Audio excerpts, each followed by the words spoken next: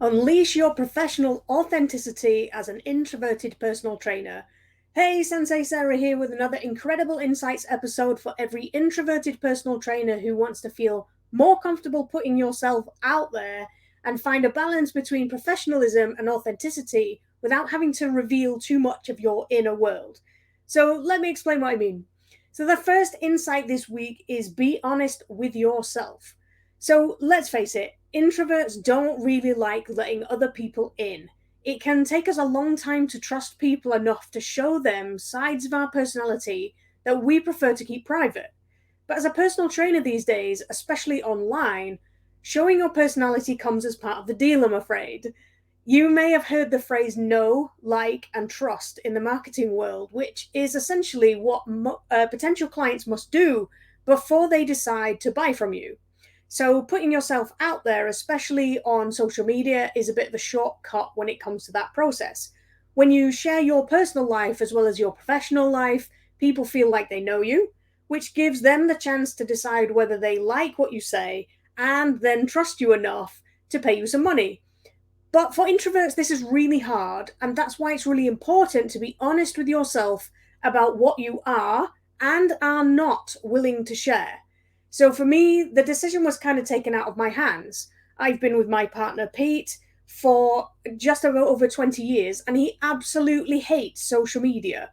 He doesn't want me posting anything about him on there, and that's fine. I totally respect him and his decision.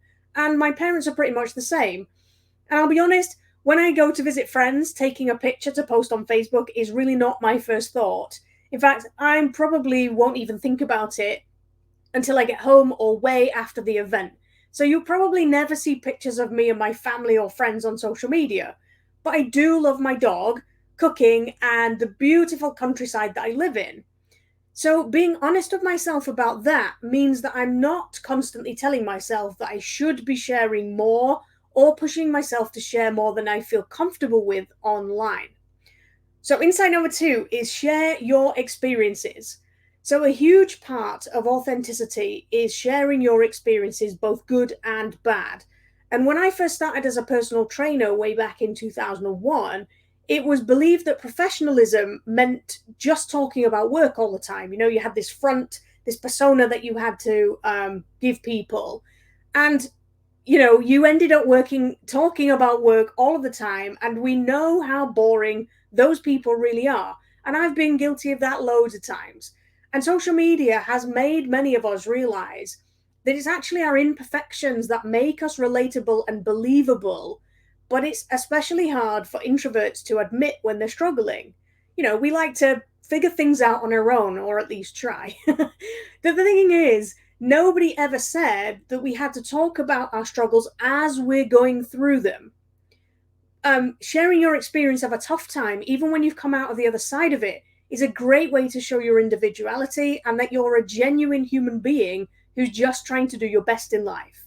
Everybody has struggles, everybody's been through struggles. So trying to pretend otherwise just comes across as shallow and fake. So, insight number three is make it relevant. So, there's a misconception about among some marketers that telling your deepest, darkest secrets is making yourself vulnerable and that that's attractive to potential clients. But there's a huge, huge difference in sharing those experiences for a reason and just doing it as a marketing ploy. And I can tell you, introverts can smell disingenuous people from a mile away. In psychology, they refer to people who blurt out their life story unedited and uninvited as gaslighting. And introverts, and in particular those of us with a sensitive disposition, find this gaslighting a super uncomfortable situation.